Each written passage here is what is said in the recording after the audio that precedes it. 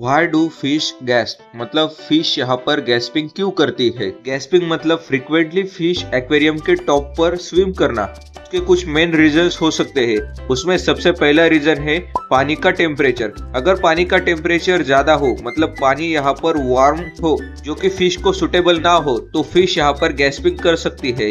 तो दूसरा रीजन यहाँ पर है कि वाटर की क्वालिटी। अगर वाटर की क्वालिटी यहाँ पर गंदी हो या वाटर यहाँ पर डस्टी, मड़ी और यहाँ पर वाटर में ज्यादा धूल वगैरह हो, तो यहाँ पर फिश गैस्पिंग कर सकती है। और मेन रीजन ये है कि अपनी फिश यहाँ पर हंग्री है और इनका अभी ये फीडिंग टाइम है।